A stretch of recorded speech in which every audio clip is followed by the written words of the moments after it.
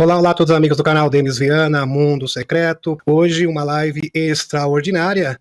Hoje nós vamos ser agraciados com a entrevista do Jean-Charles Moya. É a segunda vez que ele presta uma entrevista para o Brasil e eu fiquei realmente muito feliz, porque nesta entrevista, Jean-Charles Moya vai falar sobre a relação com os extraterrestres, mais precisamente com o seu mentor, que é o Victor. Aliás, o Victor faz parte da família galáctica do Jean-Charles Moya. E é fantástico, meus amigos, porque vocês vão compreender como que é, de fato, esta interação com os seres extraterrestres. Eles são seres curiosos, são seres inteligentes e querem ser os nossos amigos. É bom salientar aqui, meus amigos, que desde o tempo do George Adamski, Howard Mendes, George Van Tassel e mais recentemente Alex Kohler, Helena Danã, sempre foi assim. Então a gente precisa primeiramente ter essa conexão com nós mesmos, com a natureza, com Gaia, através da meditação, ativando a nossa Kundalini. Isso pode ser feito através da interação com a natureza e também através da união sagrada e, obviamente, que tendo esta harmonia, nós teremos contato com a nossa família galáctica. Sempre foi assim, tá, meus amigos? Com todos os contatados de todos os tempos. É um padrão comum. E é muito interessante, né, esse interesse pelos animais, pela natureza, por nossa fauna, flora, por parte dos extraterrestres. Eu vou também notificar vocês, amanhã a gente vai ter uma live extra, para a gente deixar em dia as informações de geopolítica. Então amanhã, domingo, dia 17, vamos exibir uma live extra. Atualização de exopolítica extraordinariamente neste domingo. Então teremos live hoje e também no domingo, amanhã, dia 17. O Jean-Charles Moya, ele é cineasta, denunciante do Serviço Secreto Espacial francês. Ele fez a produção do GSIC nesse último ano, né, que foi fantástico, onde compareceu o Alex Kohler, Tony Rodrigues, Helena Danã, esse time maravilhoso da luz, Dan Willis também. Ele é um empate intuitivo, aliás, ele tem várias habilidades incríveis, como o teletransporte, que foi comprovado, inclusive, pelo Dan Winter, através de um estudo, e ele tem uma predominância bastante consistente de ondas gamas cerebrais, e proporcionam essa habilidade fascinante, bastante rara no universo, inclusive, porque grande parte dos extraterrestres não tem esta habilidade, e será realmente uma experiência e tanto. Sem falar também que ele identificou a Arca do Havaí, né, teve contato com o Tsubune, que é o guardião da Arca, também com Konu, né, Konu e a Utsubune, que são as duas guardiãs da Arca do Japão, do Monte Fuji. Ele também identificou a Arca do Havaí, né, excepcional, que foi inclusive ratificado pela Helena Danã e pelo próprio JP, militar da ativa da Aliança da Terra. Então, o Jean-Charles Moya é uma pessoa realmente muito especial. Ele falou comigo ontem, a gente conversou brevemente, e ele disse que faz questão de assistir esta entrevista. Talvez ele participe do chat. Vamos aguardar. Vamos lá. Decolando a espaçonave. Dele, da experiência do GSIC em geral, como foi, porque ele, aparentemente, ele esteve trabalhando na parte da gravação audiovisual de todas as palestras, então ele deve ter uma visão bastante completa do que foi esse evento, e a gente queria saber a opinião dele sobre isso. Oh là là, c'était très particulier cette année parce que c'était la première fois que ma femme Mélanie montait sur scène en anglais et qu'elle expliquait notre relation et ce qu'elle avait vécu dans l'espace, dans les programmes spatiaux secrets aussi. Foi muito especial o GSIC desse ano, porque pela primeira vez a Melanie, que é a esposa dele, subiu no palco para contar da relação que eles têm, né, no programa espacial secreto. C'était tellement émotionnel qu'il y a eu beaucoup de pleurs dans la salle, les gens et même la sécurité était en pleurs aussi, parce que ça touche tout le monde quand on parle des enfants. E tinha tanta emoção, porque todo mundo na sala estava chorando, até as pessoas que estavam fazendo a segurança, né, estavam chorando, porque quando a gente fala das crianças, isso toca todo mundo. Alors, tous les conférenciers étaient extraordinaires. J'ai eu la joie de pouvoir rencontrer physiquement et de prendre dans mes bras Dan Willis, qui est venu de très très loin pour faire son exposé au GSIC. C'était formidable. E todos os palestrantes foram formidáveis, né? E ele teve a oportunidade de abraçar o Dan Willis, que veio dar uma palestra magnífica. Et puis, il y a aussi eu Tony Rodrigue, qui est venu parler de son expérience avec son enlèvement enfant. E também tinha o Tony Rodrigues que veio falar também de todo o processo de abdução que ele teve enquanto criança. Et qui nous a amené des preuves vidéo très émotionnelles, puisqu'il a retrouvé le site dans lequel il avait été enlevé. E que trouxe evidências muito importantes, porque ele trouxe imagens do lugar onde ele foi abduzido, onde ele foi levado. Et les descriptions qu'il a faites sur ce qui lui est arrivé, comme sévices, comme choses qu'il avait vécues, avec la description des endroits où les enfants étaient entreposés. E a descrição também do que ele trouxe dos serviços, né, a descrição dos lugares onde as crianças foram colocadas. En vue des programmes spatiaux secrets plus tard, étaient les mêmes descriptions que Mélanie a faites le lendemain dans son exposé, alors qu'il ne s'était pas parlé. Na sequência do projeto dos espacial secretos, também tudo corroborava, né, com o que a Melanie estava trazendo. Alors imaginez, tout le monde était sous le choc parce que la plupart des conférenciers ne savent pas ce dont on va parler parce qu'on n'a pas le temps des fois de se parler les uns les autres, donc on prépare notre conférence, puis après on la diffuse, donc c'est la surprise et c'était vraiment un choc. E foi choque para todo mundo, né, porque muitas vezes eles não preparam, né, o que estão trazendo e vão realmente descobrindo no momento onde tudo vai acontecendo. Então foi realmente choque para todo mundo. Donc beaucoup de corroboration encore sur ce qui s'était passé dans leur enfance à tous les deux et les liens entre chacun de nous sont encore beaucoup plus forts qu'avant.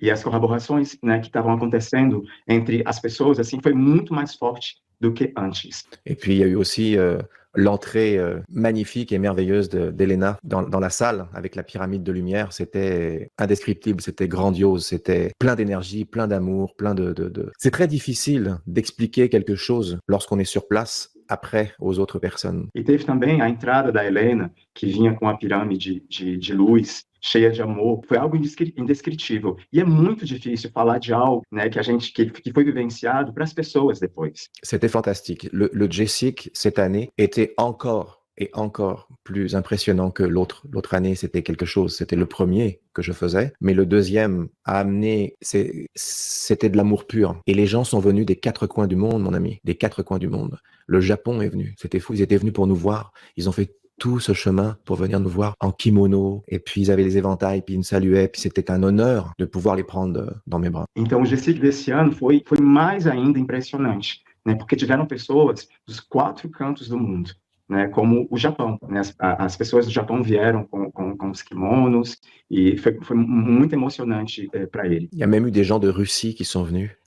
J'étais sous le choc parce que je me suis dit, ok, là on est vraiment dans, les gens sont venus et il y en a qui ont fait une journée d'avion et oh mon Dieu, c'était tellement, et je ne sais pas combien j'ai donné de câlins, mais j'en ai donné beaucoup. Tony avait un clic, tu sais, pour les entrées, là quand tu vois les numéros des gens, et il cliquait le nombre de câlins qu'il faisait aux gens. E tinham pessoas que vieram da Rússia, várias pessoas que pegaram aviões para vir, ele não sabe quantos abraços ele deu nas pessoas. Ele fala que Tony Rodrigues tinha uma maquininha para contar o número de abraços que ele deu nas pessoas. En tout cas, chers amis, c'était un moment, je pense que dans la vie de quelqu'un, il faut vivre ça une fois. Pas seulement pour les conférenciers, pour l'ambiance, les gens qui sont dedans, dans la salle, et qui se lèvent en vous applaudissant, en criant votre nom, en criant qu'ils vous aiment. Cette espèce d'énergie qui rentre dans votre corps, c'est tellement nourrissant. Surtout en ce moment avec ce qui se passe dans le monde. Ele fala que uma vez na vida, não somente como palestrante, mas as pessoas teriam que sentir essa sensação, né, de estar ali, as pessoas aplaudindo você, gritando o seu nome, né, tem uma energia que entra no corpo, principalmente nos dias atuais. Alors, loupez pas le prochain. Ele fala pra gente não perder o próximo. Le Colorado est la prochaine étape qui va être, je peux pas dire encore où, parce que c'est secret, on attend l'annonce officielle, mais ça sera dans le Colorado, oui. Et ça ne sera pas au mois d'octobre, parce que là, les gens ne veulent pas attendre, alors on a décidé de le faire, je pense que c'est en août. O próximo GSIC vai acontecer no Colorado, eles não sabem ainda onde vai acontecer, está esperando a resposta oficial, mas vai ser pouco mais cedo, talvez no mês de agosto. On n'a pas encore les dates là, mais ça va être grandiose encore une fois. Et là, les gens, va y avoir du monde encore là, ça va être quelque chose. C'était une réussite à chaque fois et je le répète, c'est une réunion qui n'est pas ordinaire. Quand vous allez là, vous ne faites pas seulement écouter des conférenciers, vous recevez quelque chose au fond de vous. Il y a comme un déclencheur, quelque chose qui s'ouvre au fond de vous. E não tem as datas ainda, né? Não tem as datas do evento, porque estão esperando a resposta oficial, mas ele fala que não é um evento comum, não é um evento ordinário. É realmente um encontro onde as pessoas sentem algo de dentro. E acontece realmente déclic dentro da gente. Et comme je le dis souvent sur scène, il y a un avant JSIC et un après JSIC. E como ele diz, sempre quando ele está no palco, ele diz que existe antes o GSIC e o depois GSIC. Durante o GSIC foi vista uma formação de nuvem sobre o hotel Doubletree. Inicialmente, Helena Danan achou que seria um símbolo da Space Force, mas em 26 de novembro ela postou no Twitter X que seria o símbolo da Terra na série Stargate e se pergunta se um portal foi aberto. Qual a sua opinião? Alors, moi, je ne l'ai pas vu, je l'ai vu juste sur les photos, mais tout est possible, étant donné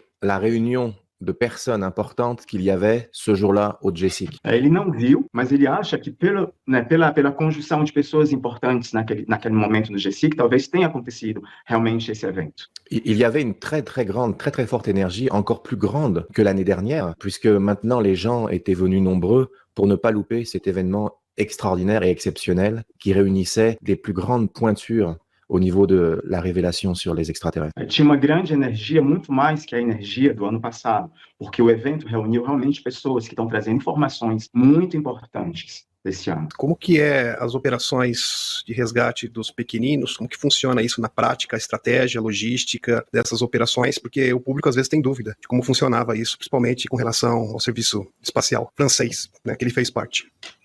Ok, alors chaque sauvetage est différent, mais suivant les missions que nous faisions et nous faisons, nous avons des technologies qui nous permettent de voir sur le terrain, avant d'arriver sur le terrain, qu'est-ce qui va nous arriver au niveau des actions à faire. Cada salvamento é específico, cada salvamento tem uma forma específica, mas o que acontece é que eles têm uma tecnologia que permite com que eles possam realmente observar o que é que tem que ser feito. En général, on envoie des équipes au sol pour aller récupérer les personnes. Et l'endroit où nous sommes, si c'est des souterrains, on doit y aller à pied, directement. On est téléporté à l'entrée, admettons, d'une grotte ou d'une caverne. Mais une fois qu'on est dans la caverne, on peut plus se téléporter parce que l'intérieur de la caverne ne permet pas aux téléporteurs d'atteindre la structure moléculaire de chaque soldat. Então, às vezes eles não podem se teletransportar, porque acontece numa gruta ou num subterrâneo, então eles têm que se teletransportar na entrada da gruta, do lugar onde eles têm que irem para poder ter acesso au lugar para fazer o salvamento. Donc il nous arrive parfois d'avoir des combats corps à corps avec l'ennemi, ce qui n'est pas toujours facile, surtout quand tu tombes sur des dracos noirs.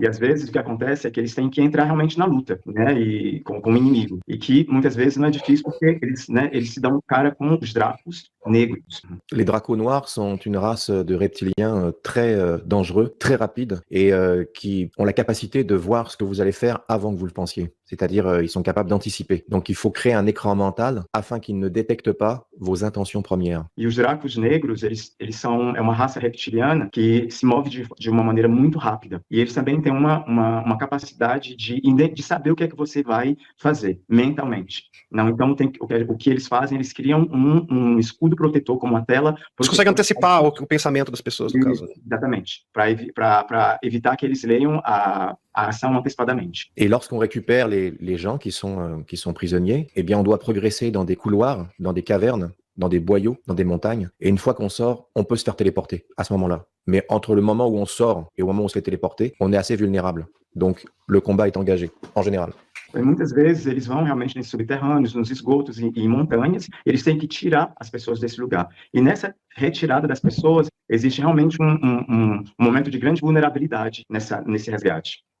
Une fois que les personnes sont sauvées, suivant leur état, parce qu'il y en a qui sont dans des états assez catastrophiques, ils sont automatiquement transférés dans le vaisseau au service médical, où ils sont mis dans des medbeds pour les aider le plus souvent à guérir plus rapidement grâce à la technologie des medbeds. E quando as pessoas são recuperadas, assim, que elas realmente estão num estado assim, realmente bem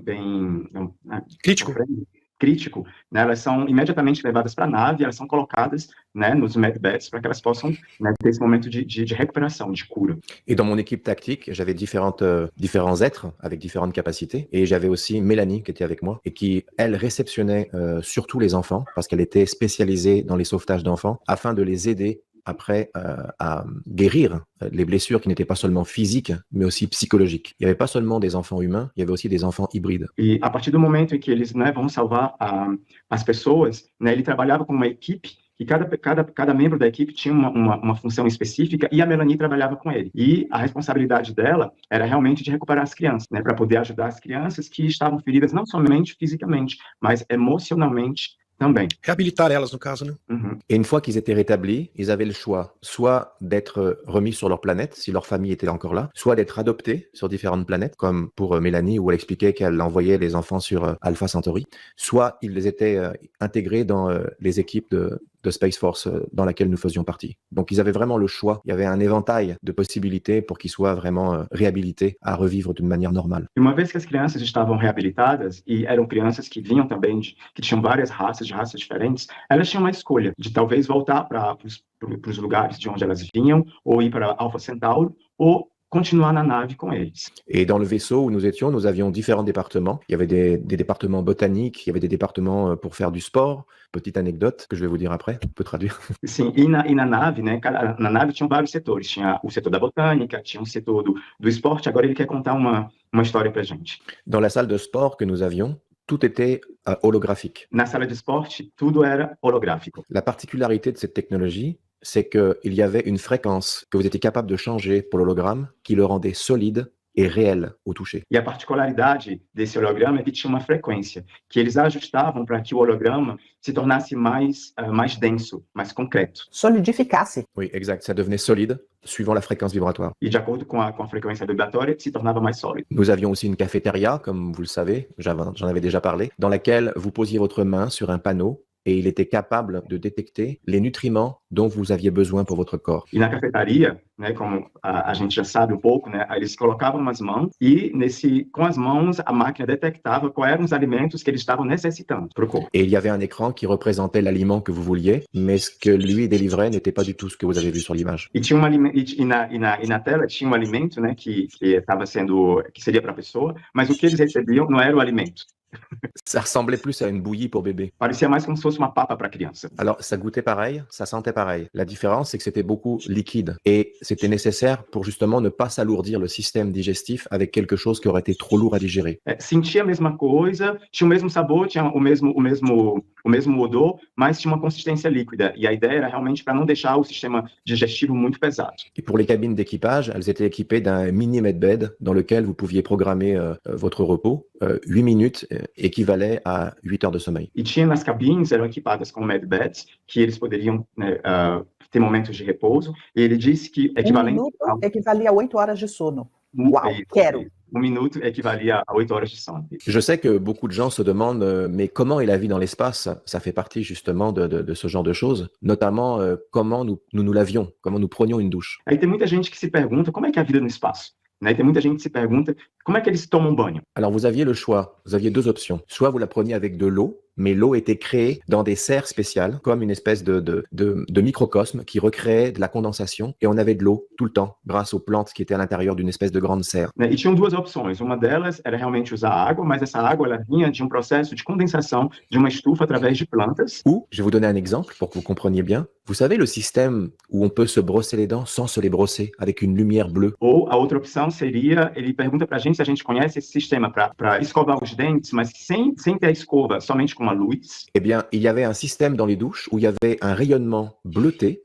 qui apparaissait et automatiquement, vous étiez lavé. Ça enlevait toutes les particules qu'il y avait sur votre corps par vibration et par la lumière bleu-violette. E tinha sistema de raio de luz azul-violeta, que limpava o corpo, que limpava todas as moléculas do corpo através desse raio violeta. C'est plus rapide, plus pratique, mais bon, si tu préfères l'eau, tu as le choix. É mais prático, mas se a gente prefere água, a gente pode usar água. Et nous avions différentes espèces, créatures qui travaillaient avec nous et qui avaient leur département, dans lequel on n'était pas vraiment, pas les bienvenus, mais c'était leur endroit. Il y avait des créatures aquatiques où ils vivaient dans un endroit aquatique, des créatures dans des forêts, qui avaient des forêts qui étaient recréées. Le vaisseau était immense, hein. Vous pouviez passer des jours et des jours avant de voir le bout. E na nave, né, tinham várias espécies que vinham de vários lugares, mas eles às vezes não eram bem aceitos nesses lugares. Tinham, por exemplo, criaturas aquáticas, né, que viviam na água, e como também tinham criaturas que viviam na floresta.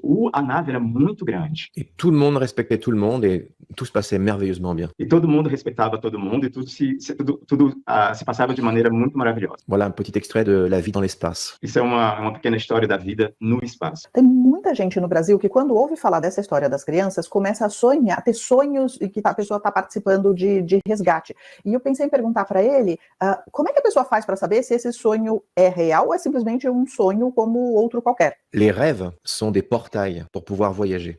Beaucoup de gens pensent que rêver, c'est inventer. C'est pas vrai. C'est un accès à autre chose. Os sonhos são como portais. Muitas pessoas pensam que o sonho é só sonho, mas na verdade é acesso para a viagem. Beaucoup de gens sur la Terre rêvent chaque nuit. Chaque nuit, lorsque nous rêvons, notre corps s'en va. Mais quand il réintègre notre corps physique, la mémoire est effacée. On ne sait pas pourquoi. C'est pour ça qu'il est très important de noter vos rêves, parce que vos rêves sont importants dans la compréhension de beaucoup de choses. Muitas pessoas na Terra sonham, né? E quando a gente sonha, eu acho que ele queria falar do corpo etérico que sai e depois volta para o corpo. E muitas vezes a gente não lembra. Mas o que ele acha importante é que da gente anotar o sonho. Il y a ce qu'on appelle aussi des déclencheurs qui permettent de faire des rêves lucides, comme des films.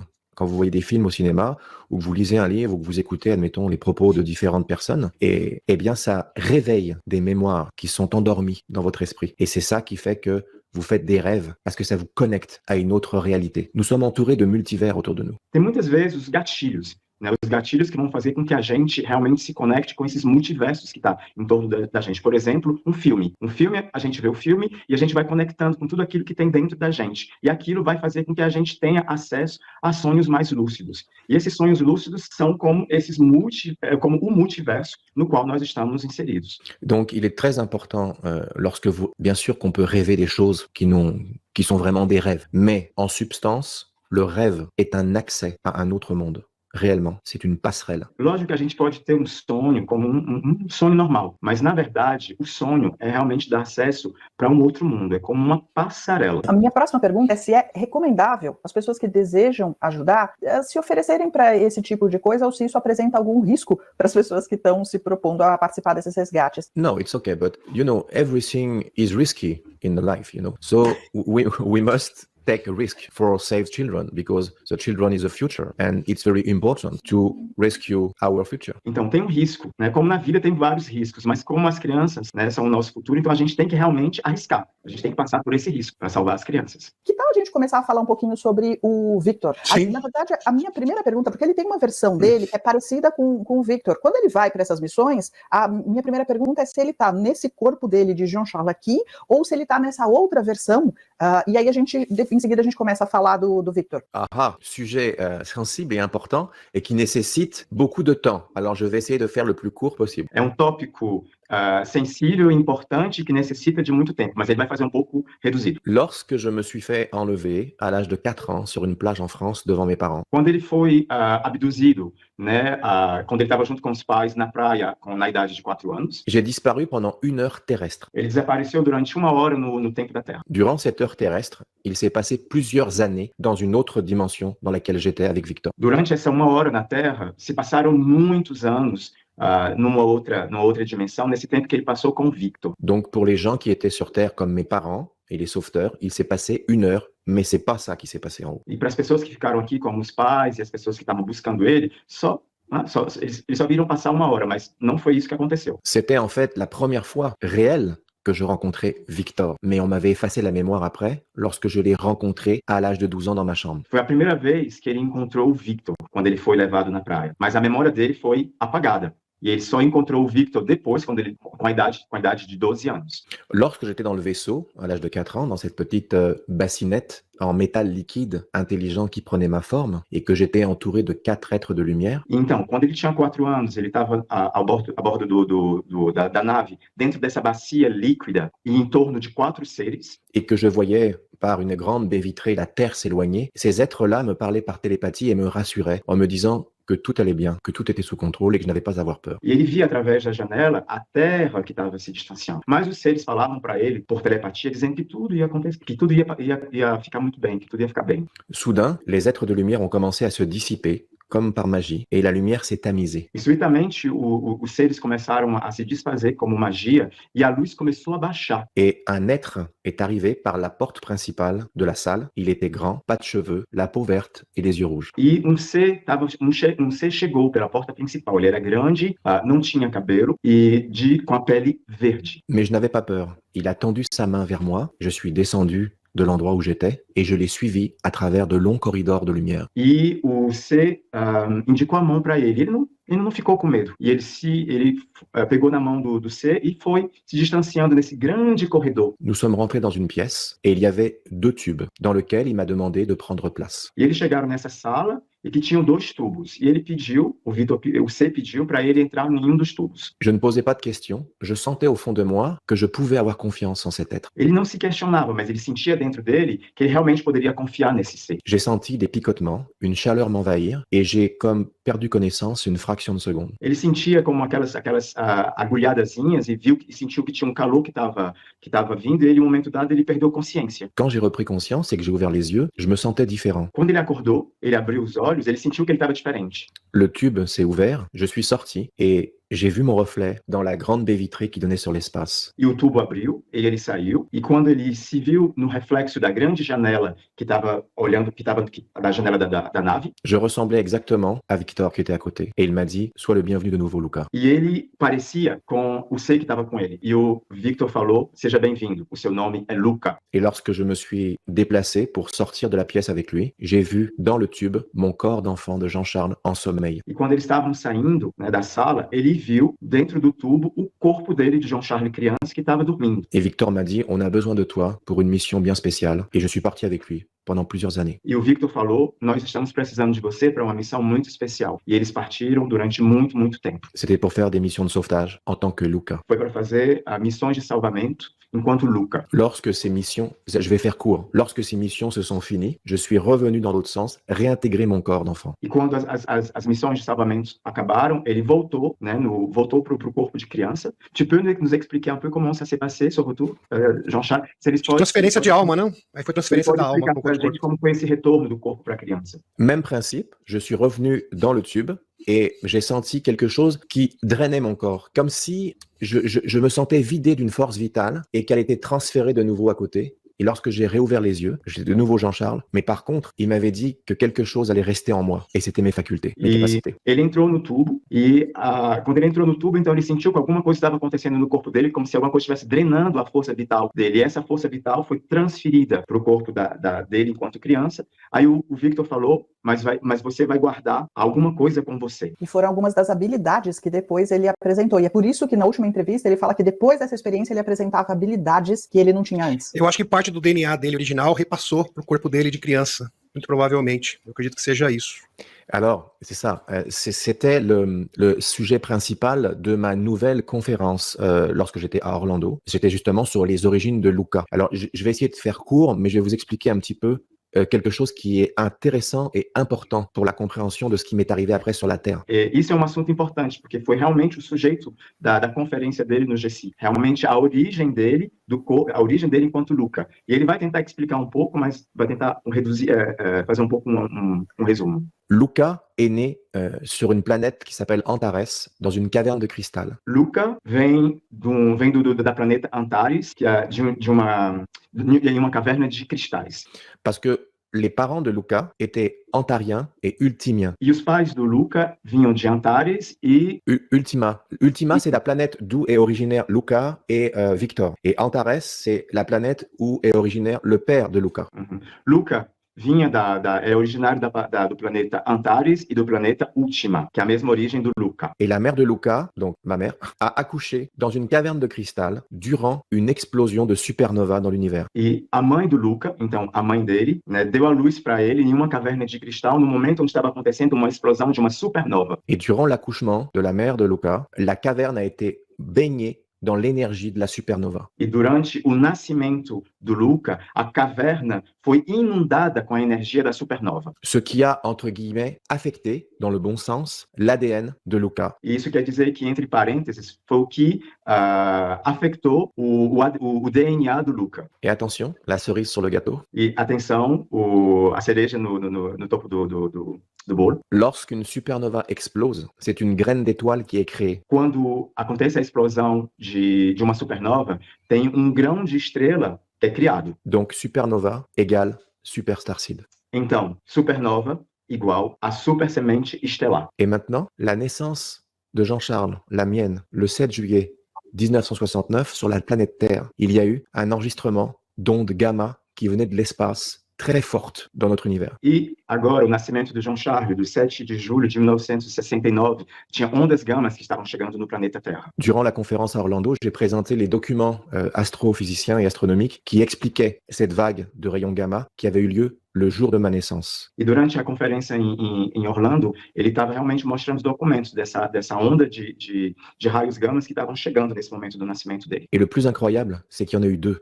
E o mais incrível foi que aconteceram duas ondas de raios gamma. La première qui a été enregistrée des ondes gamma était le 7 juillet, et la deuxième en juillet 73, le jour de mon abduction. E a primeira onda de raio gama aconteceu no dia do nascimento dele, em 7 de julho, e a segunda onda de raio gama aconteceu em julho de 63, no dia da abdução dele. Et il est dit que lorsqu'on observe ce genre de phénomène, je pense que c'est 1000 milliards de fois la puissance du soleil au niveau lumineux. E dizem, né, que quando acontece esse fenômeno, é como se fosse de milhares e milhares e milhares e milhares, né, a potência do Sol.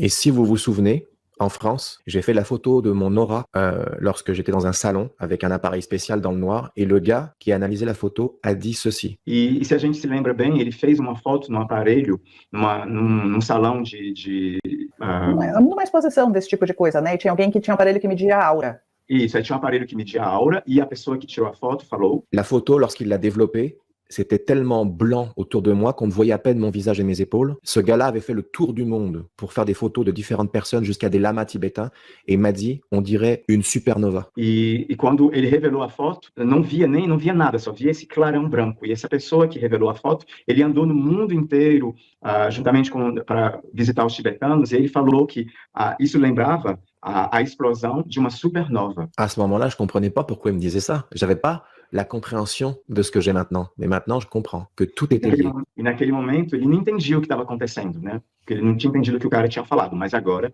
ele entende. D'où mon interaction depuis mon enfance avec l'électricité dans le supermarché, les appareils électroniques, et puis cette énergie qui m'entoure autour de moi. Ou quand j'étais plus jeune, ma fille, dans son berceau, quand je me penchais sur elle pour lui dire au revoir et bonne nuit, c'était tellement lumineux qu'elle disait « Papa, c'est trop brillant, c'est trop brillant ». On était dans le noir. E é por isso a interação que ele tem com a eletricidade, como aconteceu no momento do supermercado. E quando ele era mais jovem, então a filha dele que estava no berço, estava escuro, e quando ele chegou perto da filha dele, e a filha dele falou: papai, papai, papai, tem muita luz, tem muita luz. Et c'est la raison pour laquelle j'ai ces facultés qui me permettent de faire certaines choses particulières, comme vous pouvez le savoir. E é por isso que ele tem essas faculdades, né, essas qualidades de fazer certas coisas, né, que a gente sabe. Voilà l'explication, mon cher Demis.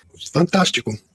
Fantástico. Eu acho que é por isso que ele tem uma predominância de ondas gama cerebrais. Com certeza tem a ver também com essa supernova. É fantástico. Exactement, mon cher ami. Donc, tu vois, j'allais passer à ça en t'expliquant que chaque chose que j'explique, il y a toujours ou un témoin ou quelque chose de scientifique. Et lorsque Dan Winter a analysé mon cerveau, qui m'a dit qu'il y avait une présence d'ondes gamma anormalement élevée qu'il n'avait jamais vue, eh bien, tu comprends que tout se rejoint, tu vois. Et c'est ça qui est fou, parce que là, la science est capable de trouver justement le point justement d'énergie qui concerne. Alors, gamma, supernova, on est en plein dedans, quoi. E é por isso, Demis, que ele fala, né, que tudo isso que acontece tem sempre uma pessoa que está testemunhando, e agora com as provas científicas também, como Dan Winter, né, que provou também que tem essa presença de onda gama muito forte no cérebro dele. Et Dan Winter avait expliqué que j'étais capable de projeter mes ondes gamma en face de moi et d'ouvrir moi-même un portail. C'était très scientifique, mais très compréhensible. E o Dan Winter também falou que ele tinha essa capacidade de projetar a onda gama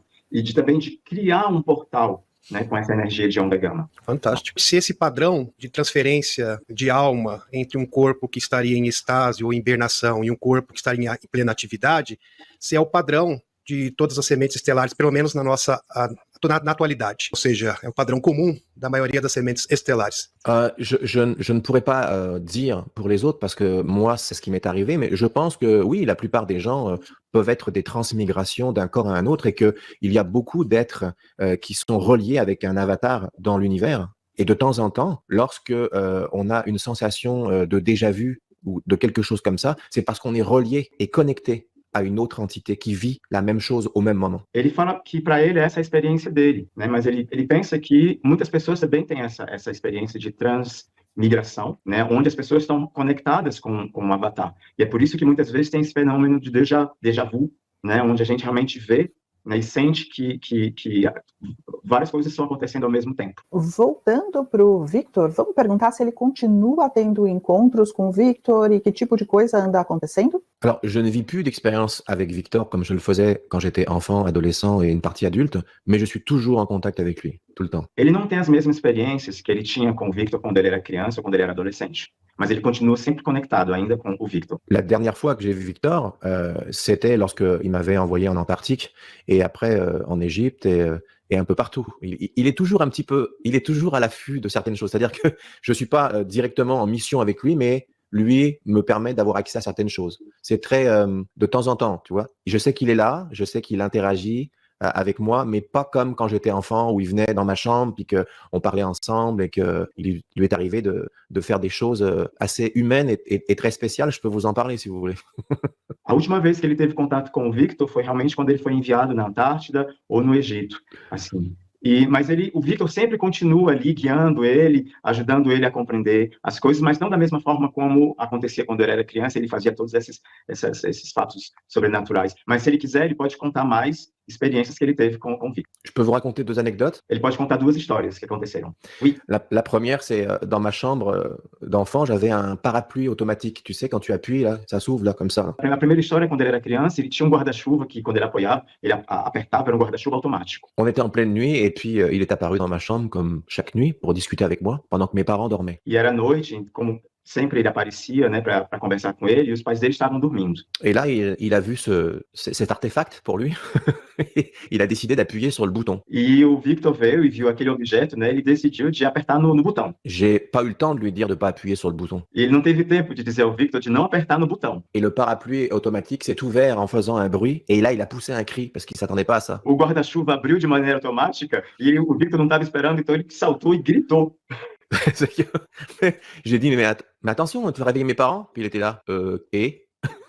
Aí ele falou, preste atenção, senão você vai acordar os meus pais. Aí o Victor falou, e aí? Et il était toujours très intrigué par les choses qui nous entouraient. Étant donné qu'il avait quand même des milliers d'années d'avance en technologie, chaque chose l'intriguait. Et la chose qui l'intriguait, c'était l'aspirateur. E ele sempre é muito curioso com as coisas que estavam em torno da gente, mesmo sabendo que ele tinha milhares de anos luz de tecnologia avançada, mas tinha um objeto que ele era muito curioso, que era o aspirador. Il m'a demandé comment on s'en servait. Alors, je lui ai fait une démonstration. Je lui ai expliqué à quoi ça servait. E ele pediu para explicar como é que a gente poderia, né, utilizar o aspirador. Aí ele foi mostrar para ele como é que usava o aspirador.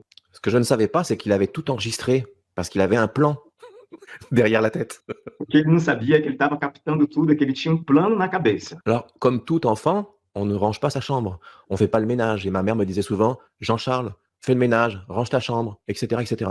Je disais oui, mais je le faisais pas, comme tous les enfants. E como toda criança que não limpa, que não arruma o quarto, a mãe dele estava sempre dizendo, Jean-Charles, limpa o teu quarto, arruma o teu quarto. Ele dizia, sim, eu vou fazer, sim, eu vou fazer.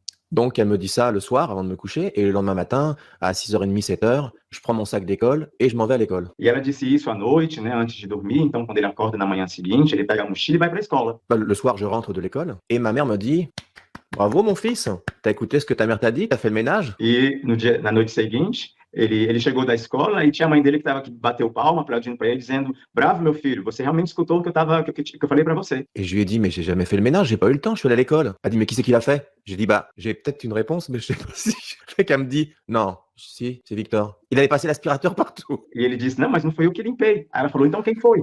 Aí ele disse, talvez foi o Victor. Ah, não, foi o Victor. Aí foi, acho que ele passou o aspirador em todo lugar e limpou o quarto dele. Alors moi, quand je l'ai vu après, je lui ai dit, mais pourquoi t'as fait ça? On aurait pu te voir à la fenêtre, parce qu'on était dans des immeubles, tu sais, il y avait un vis-à-vis en face, on pouvait se voir, tu sais. Imagine, tu vois quelqu'un avec une tête verte qui passe l'aspirateur. E quando ele viu o Victor, ele falou, mas por que você fez isso? Os vizinhos poderiam ver, porque os vizinhos podem ver, e vendo essa pessoa com cabeça verde, limpando de um lado para o outro. Et il m'a répondu, tout simplement, E ele respondeu simplesmente, si quelqu'un raconte qu'il m'a vu passer l'aspirateur, personne va le croire.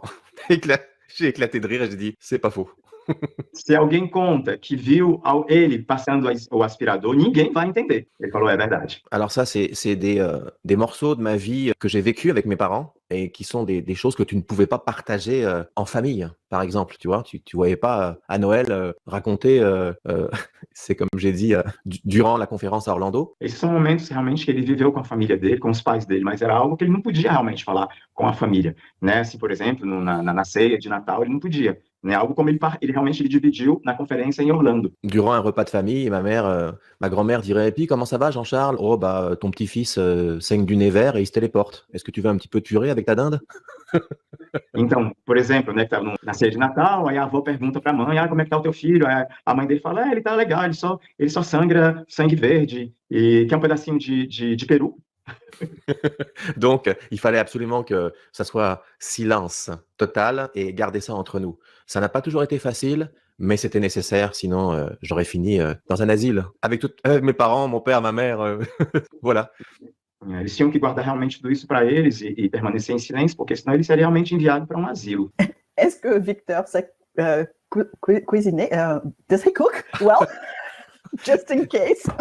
Non, mais par contre, je me rappelle qu'un jour, j'ai mangé des cannelloni italiens et qui voulaient goûter. Thaís perguntou se o Victor cozinha, e ele fala que uma vez, né, ele estava comendo cannelloni, né, que é a pasta, macarrão italiano, aí ele ficou super curioso, querendo provar. Alors, quand un peu plus grand, j'ai commencé à compter autour de moi à certains amis et d'autres personnes mon interaction avec cet être. Então, quando ele, né, começou a crescer, ele começou a falar com os amigos, a interação que ele tinha com esse ser. Eh bien, certains n'ont pas compris et m'ont dit que j'avais des problèmes mentaux et que je m'imaginais des choses. E alguns não entenderam, porque realmente pensaram que ele tinha um problema mental e que ele estava inventando coisas. Ce à quoi j'ai répondu: tu diras ça à l'aspirateur. E aí ele falou para as pessoas, vai dizer isso para o aspirador. Voilà, donc c'était dans ce monde-là, dans le monde 3D, pas dans un rêve quelconque, admettons, ou dans une imagination. On est vraiment dans le concret, là. C'est du réel, c'est pas quelque chose qui n'existe pas, là. E foi realmente algo que aconteceu ali, né, na 3D, no mundo real. Não foi algo que acontecia num mundo ou outro. Foi no mundo real mesmo, tudo isso que aconteceu com ele. Est-ce que je vous avais conté aussi l'anecdote avec mon chat? Ele contou a história com o gato dele? Não, hein? Non, très important. Nous devions partir un repas de famille et puis je sais que Victor venait souvent, quand on n'était pas là, regarder le chat. Il était intrigué par le chat. E eles estavam saindo, porque eles tinham um jantar de família, e ele sabia que quando eles saíam, o Victor vinha, porque o Victor estava muito intrigado e curioso com o gato. Et je lui ai dit: mais pourquoi t'es intrigué par le chat? Et il m'a répondu: on allait même chez nous, mais plus grand, debout, avec des combinaisons. E ele perguntou, mas por que você tem toda essa curiosidade com o gato, tá intrigado com o gato? Aí ele falou, não, porque a gente tem o mesmo, mas eles são grandes, eles têm um uniforme e andam em duas pernas. Il m'a dit: certains ont la queue coupée, mais certains ont un trou dans la combinaison pour laisser passer la queue.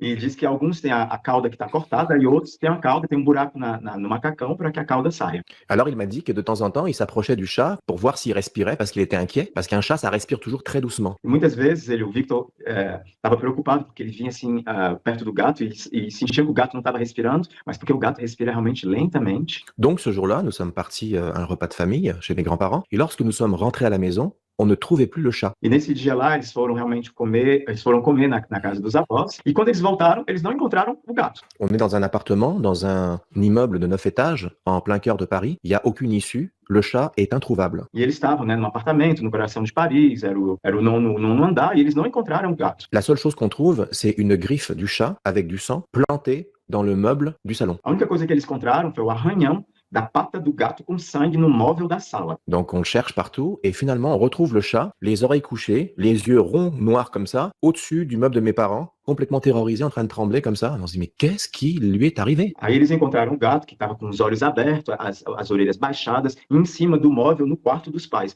E eles estavam perguntando o que foi que aconteceu. Et il y a des traces de griffes sur la porte du meuble parce que ses pattes arrière, il les a mis pour se hisser en haut, donc il a tout rayé le meuble. E tinha as marcas da pata, né, do arranhão do gato, que o gato teve que fazer um esforço para subir, né, e tinha isso no móvel dos pais. Donc il a eu la peur de sa vie, quoi. Ele teve medo da vida dele. Et alors, mais que s'est-il passé? O que foi que aconteceu? Alors, on a eu la réponse plus tard. Eles tiveram a resposta mais tarde. Attention, ça risque d'être drôle. Atenção, pode ser uma piada, parece uma piada. Eh bien, figurez-vous, chers amis, que le chat dormait paisiblement sur le meuble de mes parents. E o gato estava dormindo, né, em cima do móvel dos pais. Victor est arrivé et voyant que le chat respirait tout doucement, E o Victor chegou, observando que o gato estava respirando lentamente. il s'est approché comme ceci Ele chegou bem de pertinho pour regarder s'il respirait. para olhar se ele estava respirando. Quand il était très très proche, le chat a ouvert les yeux. E quando ele estava bem pertinho, o gato abriu os olhos. Je vois Taï qui rit parce qu'elle imagine la situation du chat qui ouvre ses yeux, tout doucement comme ça, en plein sommeil, et qui voit devant lui une grosse tête verte avec des gros yeux rouges. Ele tá vendo aqui a Thaís que tá rindo, porque ela tá imaginando o gato que abre os olhos bem devagarzinho e se depara com essa cabeça verde com esses olhos vermelhos. Là, le chat, il a fait il est parti et il a planté ses griffes tellement dans le meuble en merisier, parce que le merisier c'est un bois tendre, qu'il a arraché son ergot avec un morceau de griffe avec du sang. C'est la raison pour laquelle il y avait ces traces-là. E o gato deve ter pulado forte ali, que deve ter realmente pegado as garras no móvel, porque tinha até sangue ali. Alors Victor lui courait après pour lui dire c'est correct, t'inquiète pas, tout va bien, mais l'autre il le voit derrière, donc il a couru dans la chambre de mes parents, puis il est monté sur le meuble au lieu de s'arrêter. Il courait derrière en plus.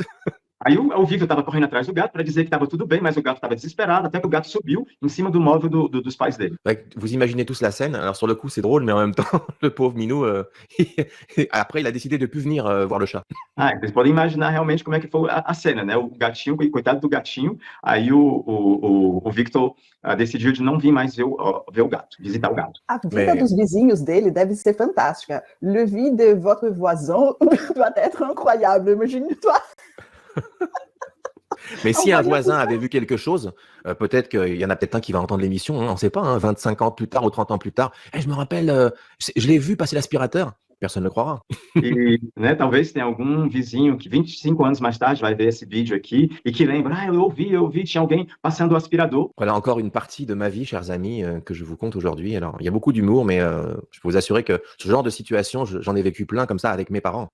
Comme le jour où ma mère a vu Victor dans le reflet de la pendule du salon. Isso é uma parte da vida dele que tiveram muitos eventos como esse. Como dos eventos foi quando a mãe dele viu pela primeira vez o Victor no reflexo do pêndulo. J'étais à l'école, mon père était au travail, ma mère était toute seule ce jour-là, c'était son jour de congé. Ele estava na escola e o pai dele estava trabalhando e a mãe estava em casa porque era o único dia de folga dela. Elle était accroupie par terre et puis elle regardait des magazines et elle a senti une présence derrière elle. Vous savez, des fois ça arrive qu'on a l'impression qu'il y a quelqu'un derrière toi puis il y a personne, mais tu sens qu'il y a une présence. E ela estava agachada, então assim, estava olhando assim uma revista e ela sentiu um momento dado que tinha como algo atrás dela, essa presença que estava atrás dela. Alors elle s'est retournée un coup sec pour regarder derrière et puis il y avait personne. E ela olhou assim rápido para saber o que tinha, mas não tinha ninguém atrás dela. Et puis elle a ressenti la présence et à chaque fois qu'elle se retournait, il y avait rien. E ela sentiu a presença. Cada vez que ela olhava para trás, não tinha ninguém. Alors elle a décidé, la troisième fois, de faire comme si elle regardait et juste de lever les yeux comme ça, devant elle, et dans le reflet du balancier de la pendule, les pendules que c'est en cuivre, ça fait un peu comme, tu vois vraiment, comme un miroir de l'autre côté. Então, na terceira vez, ela decidiu realmente fazer de conta que ela não estava olhando e ela mirou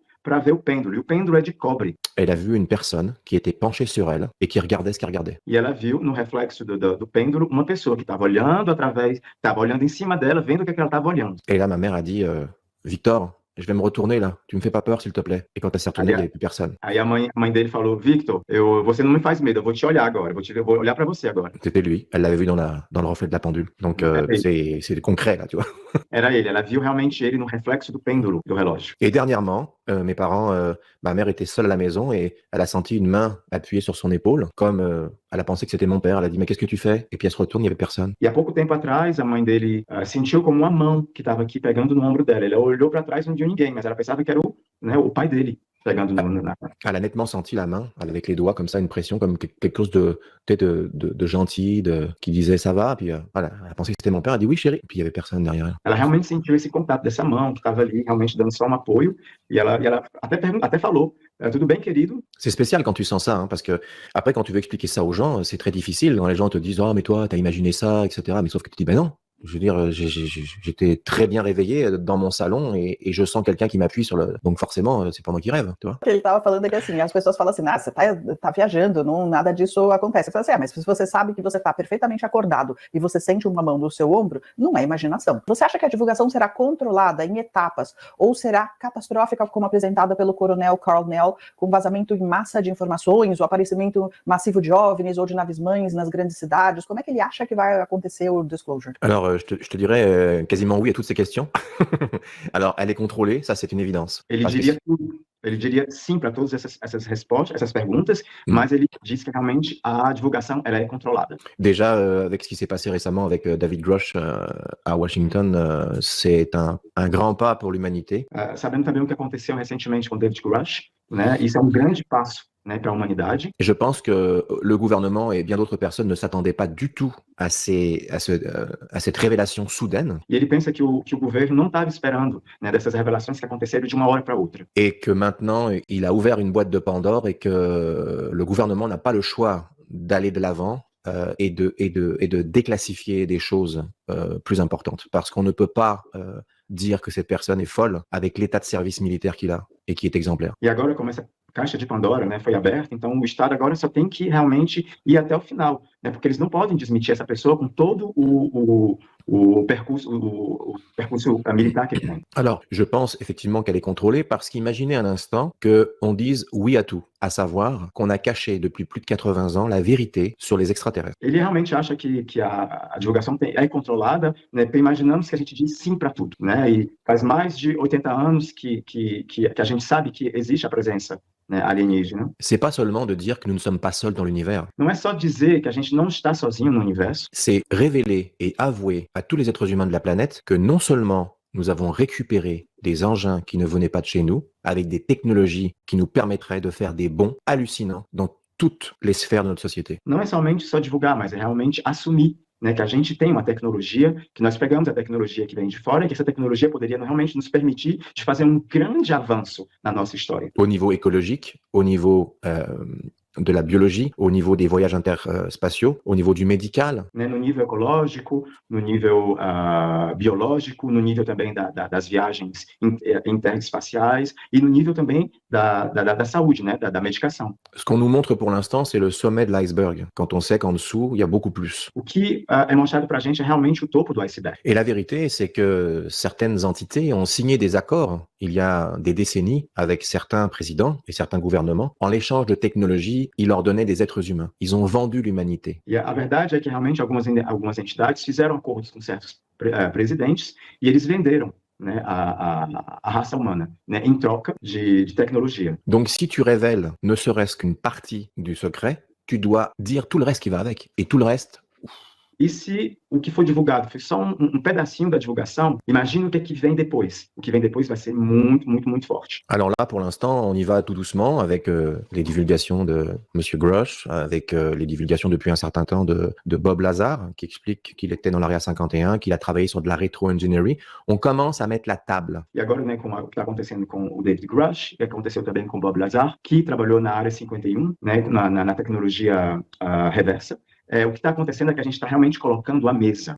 Le docteur Stephen Greer avait déjà commencé sa révélation, son disclosure, en 2001, quelques jours ou quelques semaines avant que, malheureusement, les tours tombent. Plusieurs années plus tard, c'est-à-dire il y a peu de temps, il a recommencé en mettant la barre beaucoup plus haut. Isso começou também com Steve Greer em 2001, né, pouco tempo antes, né, do acontecimento com as Torres Gêmeas, e depois o que aconteceu para realmente colocar, né, vir com mais informação ainda. Mon grand ami Dan Willis, pardon, je confonds toujours Dan Winter et Dan Willis, excusez-moi. Dan Willis était à la table des divulgateurs en 2001. À côté de Stephen Greer. E Dan Willis, que ele aprecia muito o trabalho dele, era dos palestrantes nesse evento que aconteceu da divulgação em 2001. Et maintenant, avec les nouvelles divulgations qu'il a faites cet été à Washington, avec ces 2 militaires qui sont arrivés pour faire des divulgations, eh bien, il a annoncé qu'il donnait un ultimatum au gouvernement américain pour révéler ce qu'ils avaient caché depuis plus de 80 ans sur les technologies en rétro-engineering. E agora, né, que ele veio juntamente com o depoimento desses 2 militares, ele deu uma data limite para que o governo realmente possa liberar toda essa informação, né, desses 80 anos de trabalho em torno da tecnologia reversa. Alors, ce qui est intéressant, c'est que dans les révélations qui ont été faites à Washington par ces 2 militaires qui, pour la première fois, faisaient de la divulgation sur des trucs top secrets, Que os militares, para fazerem a divulgação top secret, ils ont décrit des objets triangulaires noirs, organiques. Quand on les touchait, ils étaient vivants, exactement comme ce que moi, j'ai déclaré avoir vu et interagi avec 9 mois plus tôt. E eles descreveram esses objetos triangulares que tinham essa forma orgânica, que se adaptavam, que era realmente a descrição que ele fez 9 meses antes. Donc, on est en droit de se demander comment j'ai pu avoir accès à ces informations qui étaient visiblement top secrètes. La réponse, c'est tout simplement parce que j'ai vu réellement ce que j'ai dit avoir vu. E ele se pergunta, né, como foi que ele pôde ter acesso a essa informação que é top secret? Mas o que aconteceu foi que realmente ele viveu essa experiência. Donc, la réponse, mon cher Demis, c'est que oui, la divulgation et contrôlé pour beaucoup de raisons, parce que sinon ça serait la panique générale et ça serait l'effondrement de la société et surtout le chaos. E para responder a sua pergunta, Demis, ele fala assim que a divulgação ela é controlada, porque senão, se ela não fosse controlada, aconteceria realmente o desmoronamento da sociedade, as pessoas entrariam em caos total. Les gens seraient dans un état, je sais pas, énervés de savoir et bouleversés de savoir qu'ils ont caché pendant 80 ans la technologie en sachant qu'on est capable d'aller sur d'autres planètes comme on va chercher son pain au coin de la rue. As pessoas realmente estariam com muita raiva e decepcionadas, porque elas foram enganadas durante 80.000 anos, por exemplo, na viagem do tempo, né, na viagem do espaço, porque realmente assim, a viagem do espaço seria como, né, ir na esquina... 80 anos, no caso. 80 anos, isso. Seria como ir na esquina comprar pão. N'oubliez pas que Donna Hare, qui travaillait à la NASA, qui est décédée maintenant, a dit qu'il y avait des bâtiments avec des infographistes qui retouchaient toutes les photos reçues des télescopes dans l'espace. E tinha a Donna Hare, que trabalhava na NASA, e ela falou que tinham pessoas que trabalhavam na seção de infografia que estavam ali modificando todas as fotos que eram relacionadas à divulgação. Donc c'est pas moi qui le dis, hein. C'est important de clarifier que ce que je vous dis, c'est ce que j'ai vu et entendu de la bouche de ces personnes sur des vidéos officielles. C'est important. O que é interessante falar, é importante também para ele dizer que o que ele está dizendo foi o que ele escutou da boca das pessoas, diretamente da boca das pessoas. Donc, ne pas révéler la vérité pour l'instant, excuse-moi Demis, ne pas révéler la vérité pour l'instant ou la contrôler, c'est simplement pour éviter justement un chaos, parce que ça serait atomique de révéler aux gens, on vous a menti, mais pas comme ça, hein. E assim, a não revelação e o controle realmente é para evitar, né, evitar esse caos, né, porque realmente não é algo muito pequeno, é algo muito, muito, muito grande. Segundo o próprio Coronel Caunil, no Instituto Sol, acho que faz umas 2 semanas que teve essa reunião, ele falou que a humanidade teria que ser reeducada. Isso teria que ser em etapas, porque senão a humanidade iria surtar, entrar num caos. Exatamente, que isso já corrobora exatamente com a opinião do Jean Charles. A questão é, essa revelação controlada ela será conduzida de forma idônea, ou seja, não será contaminada? Se ela não for contaminada, com certeza vai cumprir o seu propósito. Mas o medo de muitas pessoas é que ela seja contaminada com narrativas falsas. Ele acredita que isso não vai acontecer. Pode perguntar para ele. Ça va toujours être contrôlé pour éviter ce que je viens de te dire, mais je pense que durant les 3 dernières années qu'on a vécues, qui étaient chaotiques, hein, on ne va pas dire pourquoi, vous savez de quoi je parle, les gens ont fait un travail sur eux-mêmes et ont fait leur propre recherche. Je pense que pour la contrôler maintenant, ça va être difficile, surtout avec ce que David Grush et Stephen Greer ont dit à Washington. E ele acha que o controle vai sempre acontecer, o controle da divulgação vai sempre acontecer. Mas o que aconteceu nesses 3 últimos anos, né, que a gente não vai mencionar aqui, as pessoas puderam fazer realmente um trabalho para elas mesmas. E isso é algo que não pode, isso é algo que o governo não pode impedir, né, que é esse trabalho que as pessoas fizeram durante esses 3 últimos anos. Ele acha que vai ser difícil manipular isso para o lado negativo, porque as pessoas estão mais despertas agora. Sim, então, por mais que eles tentem sabotar a divulgação, a verdade sempre vai prevalecer. E eu acredito que, apesar de ter algumas pessoas que têm opiniões diferentes, que queriam que tudo acontecesse de uma hora para outra, um estalar de dedos, eu acredito que, feita em estágios, as pessoas vão assimilar melhor. Porque uma coisa, meus amigos, somos nós, e outra é o restante da população, que está acostumado com a Matrix. Então, se você revelar isso num supetão, as pessoas irão surtar. Então, a gente tem que pensar no geral, porque a revelação é nível mundial. Então, eu acredito que, assim, terá um resultado muito mais assertivo, né? Muito mais promissor. Oui, parce que il y a des gens qui sont encore au stade de est-ce que ça existe quelqu'un d'autre dans l'univers qui vit comme nous? Imagine le choc en leur disant oui, et en plus on leur serre la main, on mange avec, et puis puis il y a des humains qui sont sur Mars. Et là, ton cerveau, il fait boum. Il y a des gens qui pourraient avoir des crises cardiaques s'ils réalisent que c'est vrai. Et donc ça, c'est pas possible. Il faut y aller progressivement. C'est pas parce que les gens ne savent pas qu'ils sont idiots. C'est simplement parce qu'ils n'ont pas été éduqués pour ça. C'est important. Atualmente, as pessoas, ainda tem pessoas que pensam realmente da ideia, será que existe vida fora do planeta? Mas uma vez que as pessoas foram confrontadas realmente com realidades como, né, vidas fora do planeta, em Marte, as pessoas elas vão realmente surtar e podem até ter crises realmente cardíacas, né, crise do coração mesmo, tem infarto por conta, né, da força e da potência dessas informações. As pessoas realmente têm que serem reeducadas, como você falou. C'est pour ça qu'on y va progressivement, en écrivant des livres, en faisant des films, des documentaires, du mieux que je peux sur ma vie, sur des éléments, et j'inclus dedans pour Rive Sud Origine, j'ai fait ça exprès pour y aller progressivement, pour que les gens comprennent un petit peu, mais tous les films, il y a des clés dedans. à nous, êtres humains, de lire entre les lignes. C'est important. C'est ce qui s'appelle de la divulgation douce. Uhum. E existem muitos livros e documentários, da mesma forma como ele está usando elementos da vida dele para permitir que as pessoas possam ter essa informação de maneira um pouco mais calma. E ele fala que todos os filmes têm uma chave de compreensão, que para ele, ele poderia chamar isso como se fosse uma divulgação um pouco mais lenta, mais doce. Mais fácil assimilação, né? Mais fácil assimilar. De se adaptar também, porque é uma quebra, é uma cacetada, não entendemos. A divulgação, na verdade, é um verdadeiro soco no estômago, é uma paulada na cabeça das pessoas, e a grande maioria não vai assimilar isso num estalar de dedos. Vamos convir aqui, isso é um fato. Então, a gente acredita que as pessoas vão absorver isso melhor em etapas. Perfeitamente. Vou falar dos projetos dele, Thaís? Falar um pouco do trabalho dele, como as pessoas Perfeito. podem saber mais do que ele anda fazendo. Alors, mes projets futurs, je suis en plein dedans en ce moment. Je suis en train d'écrire un livre sur ma vie. Né, um dos projetos futuros dele, que ele está fazendo agora, ele está escrevendo um livro sobre a vida dele. Et de préparer Révélation Starseed 3, Voyage au Japon. E preparando também o Revelação Starseed 3, né, que são as revelações do Japão. Parce que nous partons officiellement au Japon en 2024 avec Mélanie. Oficialmente, eles estão viajando para o Japão em 2024 com a Melanie. Et avec Elena. Et com a Helena também. Donc ça va être une année formidable parce que on retourne en France pour les rencontres galactiques qui auront lieu pour l'instant, je ne peux pas dire où, mais c'est prévu. Et après, nous allons aller dans le Colorado. Et après, nous allons au Japon. Donc, 2024 est une année charnière. Vai ser realmente um ano formidável, porque eles estão indo para o Japão, e depois tem os encontros galácticos na França, que ele não pode dizer onde vai ser, e depois eles vão para o Colorado. Vai ser Fala realmente... pra ele Starseed 3, não esquecer da versão em português, viu? Fala pra ele, já avisa aí. Yes. Ah, il faut pas oublier de la traduction en portugais. Non, t'inquiète pas. Tout ce que je fais maintenant, je vais le traduire en portugais obligatoirement. Ele disse para não se preocupar, porque tudo que ele vai estar fazendo agora, ele vai estar sempre traduzindo em português. E só para completar a informação que ele deu, né, ano 2024, também tem um Colorado, ele fala que esse ano vai ser um ano realmente de virada. Yes. Yeah, very good. Le dernier film que j'ai fait, c'est Rive Sud Origine 2, qui est disponible sur mon site internet.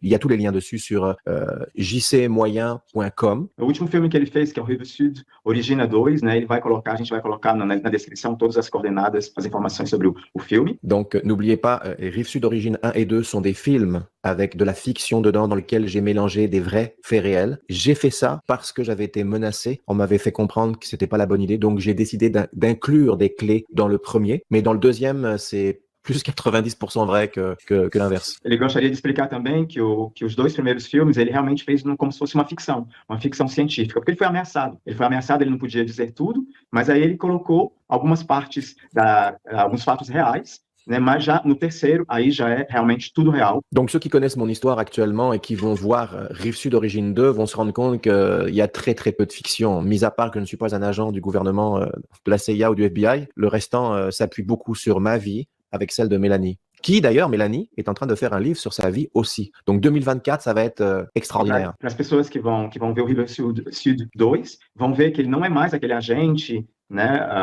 Vão ver mais fatos da vida dele, né? E são fatos mais reais. E vão ver também a presença da Melanie, que está preparando um livro sobre a vida dela para 2024. Alors mon mot de la fin, les amis, ça va être restez vrai, restez connectés avec vous-même. N'ayez pas peur de parler et de divulguer ce que vous avez vécu. Il y aura toujours du jugement autour de vous, mais peu importe. Faites ce qui est bon pour l'humanité et faites-le avec amour. A palavra pro final que ele gostaria de dizer que a gente continuar a ser quem nós somos, de continuarmos ser verdadeiros, porque sempre vai ter alguém que vai dizer alguma coisa, né? Sempre tem alguém que vai dizer alguma coisa para a gente continuar sendo quem nós somos. Et je vous remercie du fond du cœur, encore une fois, de m'avoir reçu. J'ai vraiment beaucoup d'affection pour vous tous parce que vous êtes des êtres uniques, vous êtes des êtres lumineux. Demis, tu es quelqu'un d'extraordinaire par le travail que tu fais de divulgation pour amener la lumière sur tout ce qu'on est en train de parler en ce moment. Et je voulais te remercier sincèrement pour tout ce que tu fais. Merci du fond du cœur. E ele gostaria de agradecer pelo acolho de todo mundo. Ele fala que nós somos pessoas únicas, somos pessoas luminosas. Ele agradece a você, Demis, que está trazendo realmente luz em todos esses assuntos. Merci. Todos esses assuntos que a gente está falando aqui. Você é realmente alguém de muito luminoso. Tai, tu sais que mon cœur est au Japon aussi, donc je t'aime fort. Merci aussi Milton pour la traduction que tu fais et j'espère bientôt te faire un gros câlin de nouveau comme la dernière fois. Oh, E a Thaís, né, que fala que, né, grande abraço para a Thaís, porque tem essa conexão com o Japão. Isso, né? O coração do Japão. E vocês vão se encontrar logo, né, Milton? Milton sera au rencontre galactique. Il sait déjà où il sera les rencontres. Yeah. Je serai au Jessica à Colorado. Il est dans le secret des dieux. D'accord. Merci beaucoup. Merci beaucoup à vous tous. Merci, Jean-Charles. Merci, Jean Charles. Muito bem, muito bem. Somos agraciados com essa entrevista realmente fantástica, de luz, e deu para vocês terem uma ideia de como que funciona esse negócio de ser semente estelar. No caso do Luca, então você com certeza tem um outro nome, uma outra história, uma outra família em algum lugar do universo e veio para cá nesse desafio, aceitou essa missão, esse desafio que é o caso Terra.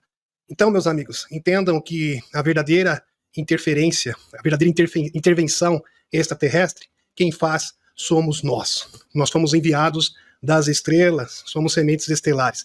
E o caso do Jean Charles é realmente espetacular. Ele que fez parte do Serviço Secreto Espacial francês, ele atuou na nave Excelsius e na nave Solaris. Isso da Aliança da Terra, que trabalha em conjunto com a Federação Galáctica de Mundos. E isto é muito especial. É óbvio, meus amigos, quando ele falou do gato, tem umas pessoas que falaram assim, mas o gato não sente. Eu vi uma moça comentando no chat, mas o gato não sente, não tem sensibilidade? Tem, mas o gato estava dormindo. Imagina um gato dormindo e do nada ele abre o olho e se depara com um ser verde, com os olhos vermelhos, que é o caso do Victor, que é da raça do Jean Charles Moya, lá de Antares. E por que ele ficou tão aficionado com esse gato? Porque Antares tem felinos, só que os felinos andam com 2 pés, são bem grandes, tem característica humanoide. Por isso que ele ficou tão fascinado com o gato.